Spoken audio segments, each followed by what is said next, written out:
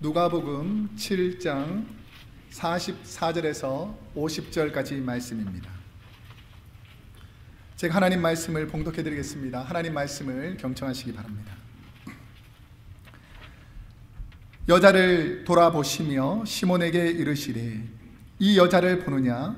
내가 내 집에 들어오매 너는 내게 발 씻을 물도 주지 아니하였으되 이 여자는 눈물로 내 발을 적시고 그 머리털로 씻었으며 너는 내게 입맞추지 아니하였으되 저는 내가 들어올 때로부터 내 발에 입맞추기를 그치지 아니하였으며 너는 내 머리에 감람유도 붓지 아니하였으되 저는 향유를 내 발에 부었느니라. 이러므로 내가 내게 말하노니 저의 많은 죄가 사하여졌도다. 이는 저의 사랑함이 많음이라.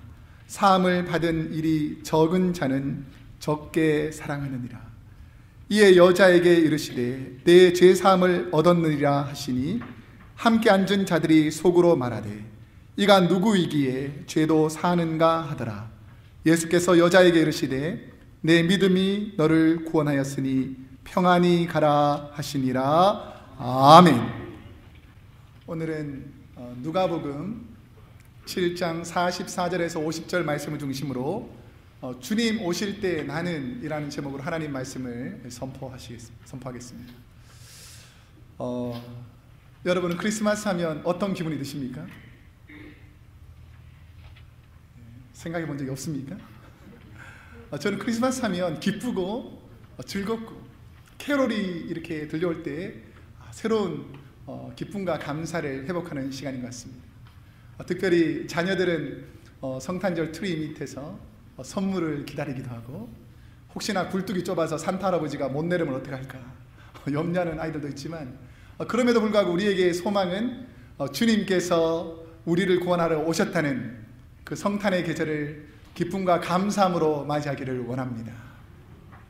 저는 어릴 때 그 오헨리가 쓴 소설 중에 보면 크리스마스의 선물이라는 짧은 소설이 있습니다. 제가 중고등학교 시절에 우리 교과서에도 나왔던 그런 책 같은데 한 7분 정도 되는 아주 짧은 소설인데 그 소설을 통해서 크리스마스를 맞이하는 우리가 어떠한 마음으로 서로에게 선물을 준비하고 있느냐를 통해서 알 수 있다는 것입니다.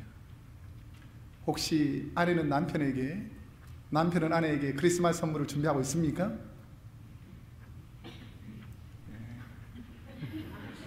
찔리는 분이 상당히 많은 것 같은데 우리는 언제부터인가 너무 익숙해 있기 때문에 감사하기가 쉽지 않고 서로 가까이 있는 분들에게 감사하는 것을 표현하지 않는 것이 너무 익숙해져 있지 않나 생각합니다. 오늘 말씀을 듣고는 꼭 감사의 표현을 하기를 소원합니다. 좀 크게 하세요. 안 되더라도 되겠다는 마음으로 오늘은 나를 사랑해주고 가까이 있는 분에게 선물할 수 있는 은혜가 있기를 소원합니다. 크리스마스 때 이 스토리를 보면 짐과 델리라는 그 남녀 주인공이 등장하죠. 우리가 잘 아는 스토리지만 남편은 오래된 좋은 시계가 있었는데 시계줄이 끊어져서 시계를 늘 가지고 다니지 못했고 우리 아내는 긴 생머리로 너무너무 아름다운데도 불구하고 머리에 핀이 없어서 늘 이렇게 머리가 흐트러져 있었죠. 그것을 바라보면서 크리스마스 때 아내는 남편은 아내에게 무엇을 선물해 줄까 고민하다가 아내는 남편의 끊어진 시계줄을 사주기 위해서 자신의 머리를 잘라서 크리스마스 선물로 시계줄을 사오고 남편은 아내의 그 이쁜 머리에다가 이쁜 머리핀을 사주기 위해서 자기가 가지고 있던 시계를 팔아가지고 아내의 머리핀을 사오죠. 그래서 크리스마스 날이 되어서 선물을 교환하는데 남편에게 시계줄을 주어서 시계를 채우려고 하지만 남편은 시계가 없고 아내의 그 이쁜 머리에다가 머리핀을 채우고 싶지만 남편이 원했던 그 아내에게는 머리카락이 없었지만 그럼에도 불구하고 둘은 마음이 통했다는 것입니다. 이 선물이 전혀 쓸모없어 보이지만 그 둘에게는 너무나 뜻깊고 소중한 선물이 되었다는 것이죠. 여러분에게 예수님은 어떤 분이십니까? 여러분은 예수님이 우리의 삶 가운데 어떤 분으로 다가오십니까? 에베소서 2장 8절에서 9절에 보면 너희가 그 은혜를 인하여 믿음으로 구원을 얻었으니 이것이 너희에게서 난 것이 아니요 하나님의 선물이라 라는 것이죠. 예수님께서는 우리에게 가장 귀한 선물이라는 것입니다. 그 귀한 분을 여러분은 어떻게 맞이하고 계십니까? 우리에게 구원을 주신 그 하나님을 어떤 분으로 우리 주님을 맞이하고 있습니까? 저는 우리 크로스웨이 교회에 부임해서 크게 적게 많은 성도님들로부터 신방을 가서 대접을 받을 때가 있습니다. 그래서 식사의 자리를 가보면 도대체 이것은 언제부터 준비하셨습니까? 이렇게 많은 음식을 언제부터 준비하셨습니까? 라고 여쭤보면 몇 분이 힘을 모아가지고 며칠 전부터 정성껏 음식을 준비했다는 거죠. 제가 조금 짜거나 싱거울 때 어떤 마음으로 먹을까요? 너무 맛있는 거예요. 맛과 무관하게, 음식의 그 재료와 무관하게 너무너무 맛있는 거예요. 사랑이 담겨있기 때문이죠. 저는 이 캘리포니아 지역에 와서 세상에 전복이 이렇게 큰 것은 처음 봤습니다. 나는 전복은 너무 귀해서 다 요만한 줄 알았는데 손바닥보다 더 큰 전복을 착 대접할 때에 이건 귀한 거라고, 우리 아들이 나만 먹으라고 줬는데 특별히 목사님한테 대접하는 거라고, 이렇게 먹을 때마다 얼마나 감사한지 모릅니다. 어떤 분들은 하루 종일 전을 굽기도 하고, 어떤 분들은 잡채도 만들고, 어떤 분은 잔치국수도 만들어주시고, 어떤 분들은 좋은 식당에 가서 게도 사주시고, 먹을 때마다 제가 느끼는 건 뭐냐면 참 부족한데도 나를 극진히 귀하게 대접해 주시는구나 라는 것을 알게 됩니다. 그렇지만 여러분은, 여러분 주위의 연약한 분들은 얼마나 사랑으로 극진히 대접하고 있습니까? 오늘 본문 36절 말씀부터 시작하게 되는데, 오늘 본문의 앞부분부터 시작하게 됩니다. 한 바리새인 시몬이 예수님과 함께 식사하려고 초청하는 장면이 오늘 본문의 스토리에 시작되는 부분입니다. 36절에서 시몬이 왜 예수님을 초청하였을까를 생각해보면, 시몬은 예수님에 대한 소문과 호기심이 있었다는 것이죠. 예수님이 과연 어떤 분인가에 대한 궁금함이 있었다는 것입니다. 왜 그러냐면 누가복음 7장 1절에 보면 그 한 스토리가 등장하게 되는데, 백부장의 하인이 질병으로 고통당한다는 소식을 듣고 예수님께서 말씀으로 그 하인을 깨끗하게 치료해 주셨다는 소식을 듣고, 또 7장 11절에 보면 나인성의 한 과부가 외아들이 있었는데 그 아들이 죽었을 때에 예수님께서 그 죽은 아들도 살려주셨다라는 것이죠.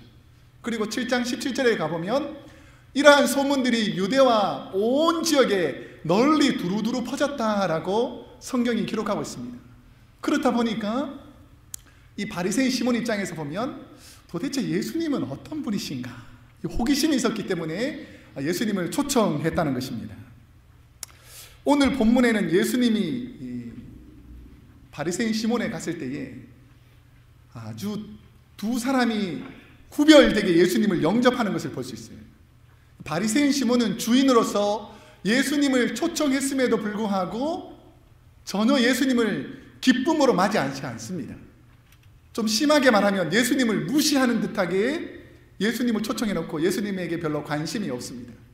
그런데 한 죄 많은 여인, 모든 사람들이 볼 때는 참 세상적으로 잘못 살았다, 어떻게 저렇게 부족하게 연약하게 살 수 있냐라고 생각하는 그 죄 많은 여인이 예수님께 와서 자신이 가지고 있는 가장 소중한 것들을 향유를 깨뜨려서 주님께 영접하고 눈물로 주님을 받아들이는 스토리가 오늘 본문에서 시작하고 있습니다. 시몬은 바리새인이다 라고 나오는데, 바리새인의 뜻이 무엇이냐면 히브리어 원음으로 따져보면 구별되었다라는 것이죠. 그래서 히브리 사람이다, 내가 바리새인이다 라고 말하면 나는 하나님이 선택한 백성 중에서도 특별히 구별된 사람이다, 나는 이렇게 대단한 사람이다. 그렇기 때문에 예수님이 도대체 어떤 분인가를 알아보고 그분의 위상도 올리지만 내가 예수님을 초청할 정도로 대단한 사람이다라는 것을 많은 사람에게 알리기를 원했던 사람이었다는 것이죠. 그런데 그런 시몬이 예수님을 극진히 영접하지 않은 이유가 무엇이겠습니까? 예수님이 그렇게 대단하신 분인데도 불구하고 이 바리새인 시몬이 예수님을 극진히 영접하지 못한 이유가 어디에 있겠습니까? 그것은 예수님을 보고서도 예수님이 자신을 구원할 구원자이신지를 깨닫지 못했다는 것입니다. 오늘날로 말하면 주님을 보고서도 영안이 닫혀 있어서 주님인지 깨닫지 못하다는 것이죠. 미국에 보면 코미디언 중에서 아주 유명한 찰리 채플린이라는 사람이 있습니다. 혹시 누군지 아시나요? 키 작고 모자 쓰고 코스튬하고 이렇게 걸어 다니는 분 있잖아요. 그래서 그때 당시에는 코미디언들이 대부분 찰리 채플린을 따라하는 것이 아주 유행이었어요. 근데 찰리 채플린이 워낙 바쁜 일정을 보내다 보니까 너무너무 피곤해서 길거리를 걷고 있는데 찰리 채플린 흉내내기 경연대회 이런 것이 있는 거예요. 그런데 푸짐한 상품이 있음. 그러니까 찰리 채플린이 약간 호기심이 있어가지고 도대체 이 대회는 누가 참가하는가 라고 딱 가보니까 자기가 너무 찰리 채플린 주위 사람들 보니까 닮았다고 참가해보라고 그러는 거예요. 자기가 진짜 찰리 채플린인데. 그래서 참가하게 됐습니다. 참가해서 나름대로 자기는 나는 찰리 채플린이니까 대충 해도 다 알아보겠지 하고 이렇게 막 열심히 자기 장기자랑을 했어요. 그런데 등수가 1, 2, 3등에서 다 떨어져서 등외가 됐다는 거예요. 찰리 채플린인 줄 모르는 그런 시대에 있더라는 것이죠. 그러면서 찰리 채플린이 나오면서 하는 말이 참 어리석은 사람들, 내가 찰리 채플린인데 나를 알아보지 못하는구나 라고 말했다는 것이죠. 오늘 본문에서도 보면 마치 이와 같다는 것입니다. 예수님이 구원자이신데 예수님이 나를 구원하기 위해서 여기 오셨는데도 불구하고 예수님이 예수님인지 모르는 사람들이 너무나 많더라는 것입니다. 오늘 본문 44절에 보면 시몬이 예수님이 누구신지 알아보지 못하는 내용들이 44절부터 나옵니다.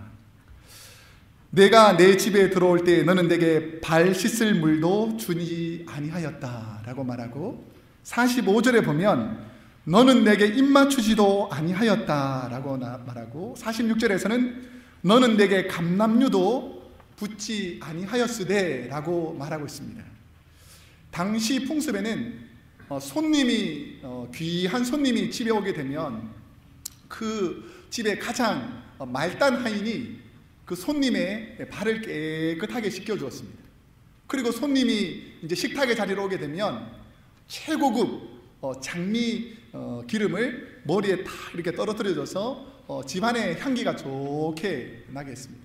그리고 만약에 오시는 분이 선생님이거나 성경을 가르치는 랍비가 오게 되면 특별히 주인이 다 내려와서 그 손님을 맞이하고 안아주고 이렇게 볼에다가 키스하는 그런 좋은 전통이 있었는데 오늘 바리새인 시몬은 그 어느 것도 예수님을 위해서 하지 않더라는 것입니다. 왜 그랬을까를 생각해 보면 영적 무지에서 오는 주님이 누구신지 모르더라는 것입니다. 눈앞에 두고도 예수님이 누구신지 모르더라는 것이죠. 제가 이 부분을 설교를 준비하면서 어제 저녁에 적절한 예화가 없을까를 찾고 있는데 아무리 찾아도 안 보이는 거예요. 하나님, 성도들에게 하나님 말씀을 잘 설명해 주기 위해서 적절한 예화가 필요한데 없겠습니까? 라고 하는데 갑자기 저희 아내가 셀폰을 딱 저에게 가져오더니 한 분이 저에게 평상시에는 잘 안 보내시는 분인데 카톡을 보낸 거예요. 카톡 스토리를 읽어보니까 하나님께서 나를 불쌍히 여겨가지고 이 예화에 딱 맞는 적절한 예화를 보내셨구나 라고 하면서 감사했습니다. 반드시 이 스토리를 듣고는 좀 웃어주셔야지 제가 부끄럽지 않으니까 웃을 준비를 마음속에 충분히 하시고, 이 스토리는 뭐냐면 예수님에 대하여서 무지한 경상도 할머니 스토리입니다. 경상도 할머니 세 분이 서로 모여서 심각하게 예수님에 대한 이야기를 나누었습니다. 한 할머니가 어이 예수가 죽었단다 이 말을 듣고 다른 할머니가 와 죽었다 카드노 못에 찔려 죽었다 안 카드나 아이고 머리 풀고 해치고 다닐 때부터 내가 알아봤다 아이가.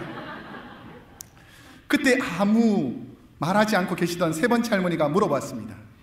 어이, 예수가 도대체 누구?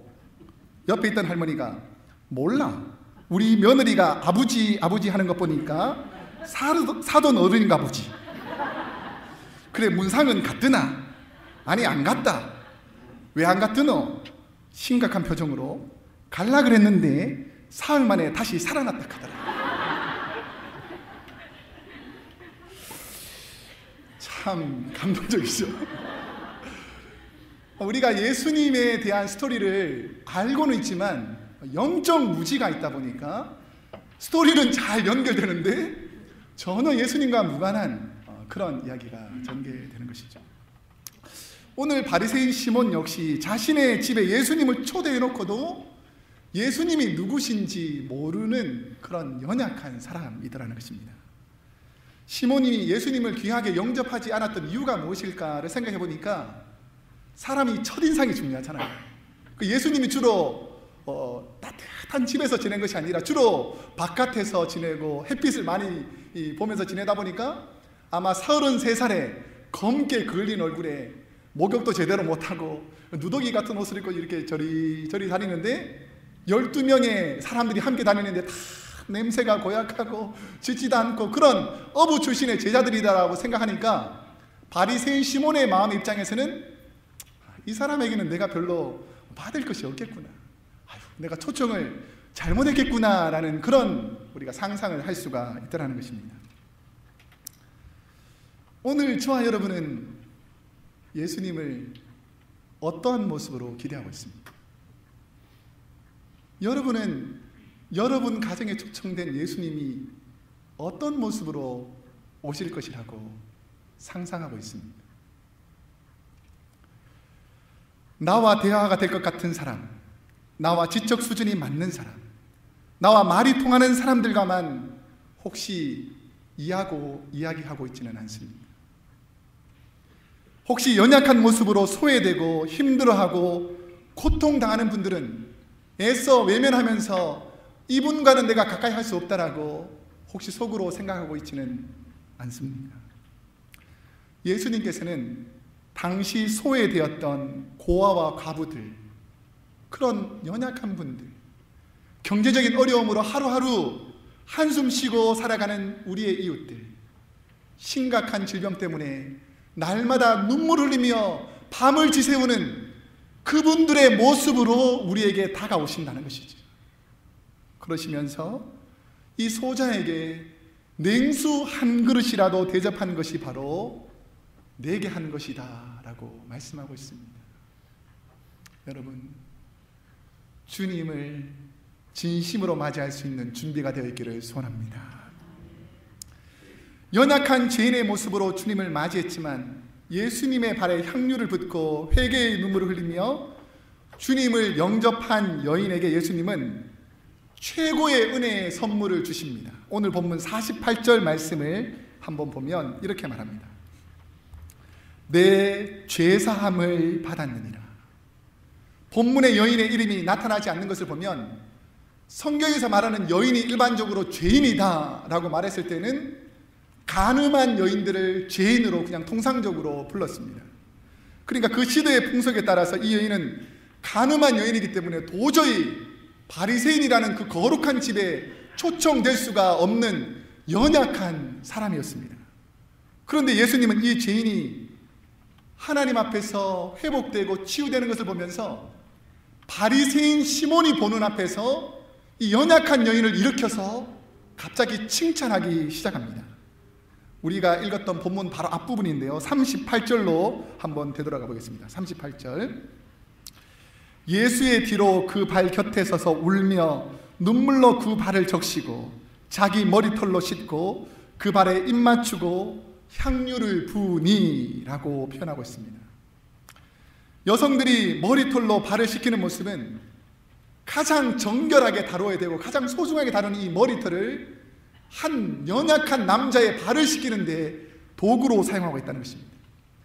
이 주인은 볼에도 입 맞추지 않는데 이 여인은 예수님의 그 더러운 이 세상적으로 보면 너무나 우리가 가까이 하기 힘든 그 더러운 발에다가 입맞추기를 그치지 않더라는 것입니다. 그리고 이 시몬은 자기가 가지고 있는 가장 작은 부분도 내놓지 않는데, 이 여인은 향유라는 가장 소중한 것을 예수님의 발 앞에 깨뜨려서 주님께 드리더라는 것입니다.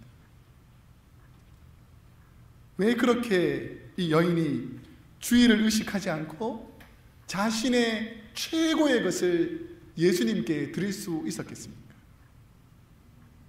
그것은 내가 받은 은혜가 크면 하나님께 드려도 아깝지 않다라는 것이죠. 여러분, 하나님의 은혜를 잊지 않기를 소원합니다. 여러분 삶 가운데 함께 하셨던 그 하나님의 크신 은혜, 내가 어렵고 힘들 때마다 나와 동행하셨던 그 크신 하나님의 은혜를 잊어버리지 않으면, 그 은혜 때문에 내가 하나님께 드리고 베풀고 나는 낮아져도 주님이 높아지기 때문에 감사함으로 기꺼이 드릴 수 있다는 것이죠. 주님을 가장 기쁘게 영접한 사람 중에 한 분이 누가복음 19장에 나오는 삭개오라는 사람입니다. 우리가 잘 아는 스토리인데, 여리고에 많은 사람들이 있었습니다. 예수님을 잘 믿는 제사장과 바리새인과 주님을 따를 만한 많은 사람이 있었습니다. 그런데도 불구하고 주님은 그때 당시에 가장 죄 많고 사람들에게 손가락질 당하고 누구도 가까이 하지 않던 삭개오의 집에 가서 머물기로 작정합니다. 그러니까 삭개오의 마음이 어떻게 바뀝니까? 이 사람은 물질 하나 때문에 사는 사람이었어요. 사람들이 나를 욕하거나 비난하거나 나를 악으로 몰아넣든지 말든지 간에 나는 이 물질 하나 붙잡고 있으면 이 물질 때문에 나는 절대로 다른 사람에게 무시당하지 않는다고 생각했어요. 그런데 이 사람이 주님을 영접하고 나서 확 바뀐 것이 있습니다. 자신의 소유의 절반을 가난한 자에게 나눠주겠다고 선포합니다. 혹시나 남에게 불의로 빼앗은 물건이 있다면 내가 4배나 갚아주겠다고 고백합니다. 어떻게 그런 것이 가능했을까요? 주님을 만난 기쁨이 더 클 때에는 자신의 것을 주님께 드려도 아깝지 않는 마음이 있더라는 것이죠. 오늘 그 마음이 우리 성도님들에게 있기를 간절히 축복합니다. 주님으로부터 큰 사랑을 회복된 이 여인은 이제 최고의 감사를 하기로 다짐합니다. 왜 최고의 감사를 했을까? 47절에 보면 이 여인이 감사하는 이유를 주님께서는 이렇게 설명합니다. 이러므로 내가 내게 말하노니 저의 많은 죄가 사하여 줬도다. 이는 저의 사랑함이 많음이라. 사함을 받은 일이 적은 자는 적게 사랑하느니라 라고 말하고 있죠. 이 표현을 쉽게 해석해 주면, 한 사람은 도둑질을 했고 이제 형벌을 받아야 되고, 한 사람은 너무나 큰 사형을 당할 만한 악한 죄를 많이 지어서 이제 사형이 되는 거예요. 이 두 사람이 진짜 은혜로 둘 다 죄가 탄면받아서 둘 다 감옥에서 풀려나게 됩니다.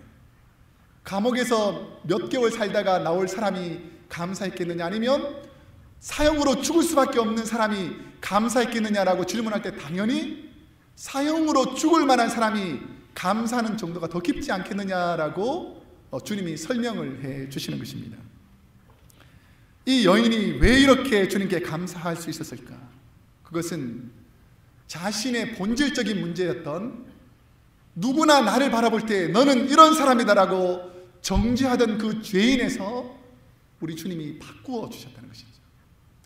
예전에 이 여인이 이 머리카락은 주로 사람들을 유혹할 때 사용하는 도구였고, 자기 입술은 정욕적으로 사용하는 도구였고, 내가 향기를 뿌리는 향수는 다른 사람을 유혹하는 도구로 사용하였다면, 이제는 주님 앞에서 자기가 철저하게 죄인이라는 것을 깨닫게 되니까 이제 이 머리털은 주님의 발을 씻기는 도구로 사용하고, 내 입술은 가장 연약한 사람들을 향해서 입을 맞추고 살리는 데 사용하고, 내가 가지고 있는 물질은 주님의 발을 깨뜨려서, 주님의 발 앞에 향유를 깨뜨려서 주님을 높였던 것처럼 교회와 연약한 성도를 위해서 내 물질을 드려도 아깝지 않을 정도로 섬기고 헌신하는 위치로 바뀌더라는 것이죠.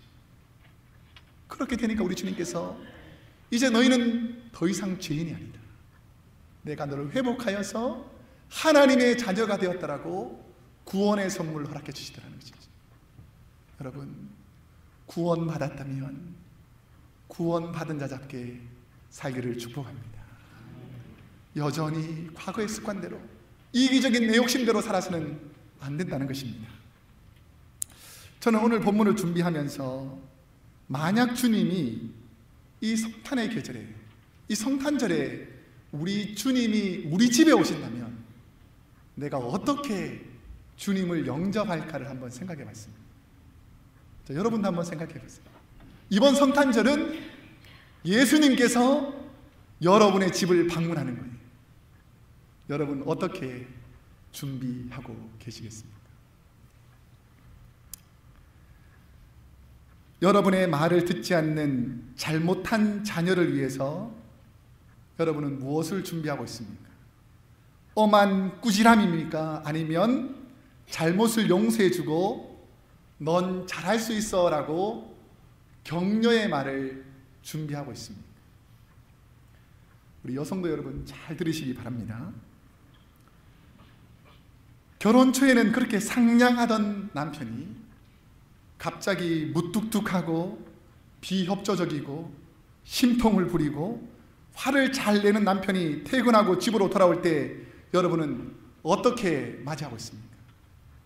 방긋방긋 웃으면서 사랑으로 맞이하고 있습니까? 아니면 오자마자 잔소리와 화풀이 도구와 무뚝뚝하다고 화를 내고 있습니까? 아니면 하루 종일 가족과 자녀를 위해서 수고한 남편을 불쌍히 여기는 마음으로 사랑으로 대하고 있습니까? 한 분은 있으니까 감사하네요. 우리 사랑하는 남자 성도 여러분 잘 들어보시기 바랍니다. 회사에서 열심히 일을 하고 집에 돌아왔는데 온종일 집안일과 바깥일을 하다가 파김치가 되어서 잠시 잠을 자고 있는 아내에게 갑자기 흔들어 깨우더니 왜 밥을 하지 않고 잠만 자고 있느냐라고 소리를 지르고 있습니까? 아니면 아내가 혹시나 깰까봐 조용히 부엌으로 가서 오랜만에 맛있게 저녁을 준비해서 보글보글 끓는 된장찌개를 준비하여서 다 세팅이 된 다음에 아내를 깨워서 이제 저녁이 다 준비되었으니 함께 식사합시다 라고 하는 분이 우리 교회에 많이 있죠? 남편이 아멘 해야 되는데 아내가 아멘하고 있습니다.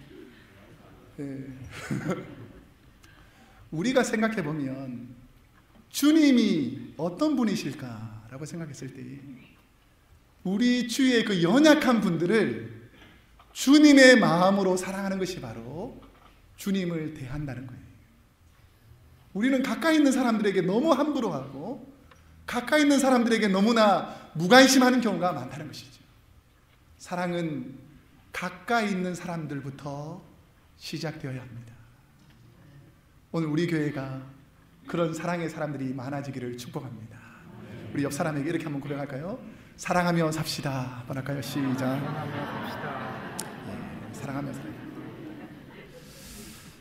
본문에 죄 많은 여인이 바리새인 시몬보다 더 감사하는 이유가 무엇이었겠습니까? 당시 의롭다고 생각하던 시몬보다 주님을 뵙고 회개와 감사했던 이유가 무엇이겠습니까? 그것은 나를 인정해 주시고 부족한 나를 그대로 받아주시고 연약한 모습으로 있는데도 불구하고 여전히 사랑해 주시는 그 주님의 사랑 때문에 감사와 기쁨으로 주님을 영접하는 것입니다. 주님께 받은 은혜가 크면 더 클수록 감사는 더 커지는 것입니다. 오늘은 우리 교회 한 집사님 가정에 참으로 의미 있고 뜻깊은 날입니다.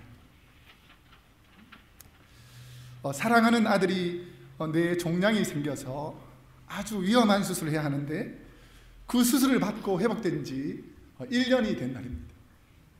어쩌면 그때 당시에는 죽을 수도 있다라는 그런 두려움이 있고 과연 이 아이가 하나님의 사랑으로 회복될까? 이런 마음이 있을 수 있잖아요. 부모님의 마음을 가장 아픈 것이 있다면 그것은 바로 병으로 고통당하는 자녀를 바라보는 시간일 것입니다. 저희 교회에서도 우리가 기도한 매튜라는 우리 어린 아이가 유수해 있죠. 20시간 동안 그 아프고 힘든 수술을 그 어린아이가 견뎌야 하는 것이죠. 그러니까 그 고통스러운 그 과정, 이 뇌를 열어서 수술하는 것이 얼마나 그에게 고통스럽고 힘들겠어요. 근데 그 아이보다 더 고통스러워하고 힘들어하는 것이 바로 그 아이가 무사히 나오기를 기다리는 부모님의 마음이라는 것이죠. 우리 유스의 아이들이 1년 전에 매튜가 무사히 나올 수 있도록 함께 모여서 기도했다는 것입니다. 그 기도한 것이 너무너무 감사하고 소중해서 1년이 지나서 그 아이를 위해서 너는 새롭게 태어난 날이다, 너무 감사하다라고 해서 다시 한번 새 생명 주신 것을 감사해서 하나님께 생일 파티를 열게 되었어요. 그 1년 전에 기도하던 아이들이 올해 지난 금요일에 가서 그 가정에 가서 기도했다는 것이죠. 하나님께 감사하게 되었어요. 죽을 수밖에 없던 이 자녀를 살려주신 것이 감사해서 하나님께 감사의 기쁨을 올려드렸다는 것이죠.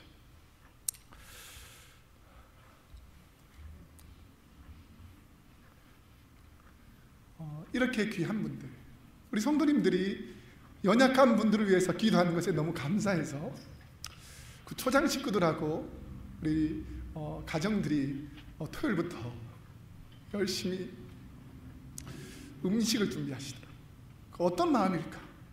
그분들은 도대체 어떤 마음으로 이 음식을 준비할까? 생각해 보면 힘들다, 어렵다, 내가 이 성도를 위해서 대접하는 것이 아깝다, 이런 마음으로 대접하는 것이 아니라 하나님, 내 아들 죽을 수밖에 없었는데 하나님께서 사랑해 주셔서 이렇게 아들을 살려주시니 너무나 감사합니다 라는 마음으로 여러 가지 음식을 정성껏 준비하는 것을 보면서 받은 은혜가 크면 하나님께 드리고 성도를 섬겨도 아깝지 않은 것이 바로 사랑하는 부모의 마음이라는 것이죠. 우리 하나님은 어떤 분이신가? 하나밖에 없는 아들을 우리를 살리기 위해서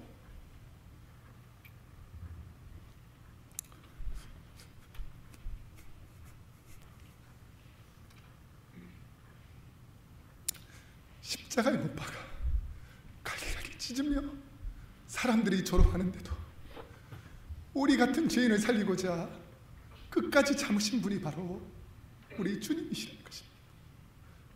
나같이 못난 인간, 허물 많은 죄인을 살리기 위해서 하나밖에 없는 아들을 그 고통 가운데서도 끝까지 참으신 분이 바로 우리 주님이시라는 것이죠. 우리는 그 은혜를 절대로 잊어버려서는 안 됩니다.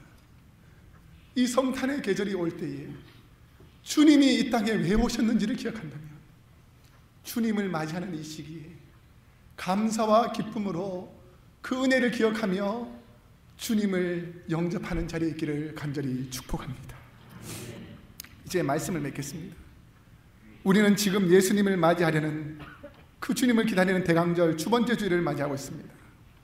경기가 힘들고 삶이 어려움이 있지만 그럼에도 불구하고 우리 주님은 변함없이 우리를 사랑하시는 사랑의 하나님이신 줄로 믿습니다. 기독교의 가장 중요한 절기 중에 하나인 이 성탄절에 과연 누구를 위하여 이 성탄절을 보내고 있습니다. 여러분들은 크리스마스 장식을 하고 많은 선물을 준비하고 즐겁게 지내는 이 시점에서 여러분은 예수님을 누구로 영접하고 있습니까? 우리 주위에 연약한 분들, 소외된 분들, 지금도 주님의 은혜가 아니면 회복될 수 없는 그 가난과 어려움과 고통 중에 있는 그분들과 이번 성탄절을 그분들을 위해서 맞이하는 귀한 은혜가 있기를 축복합니다. 기도하겠습니다.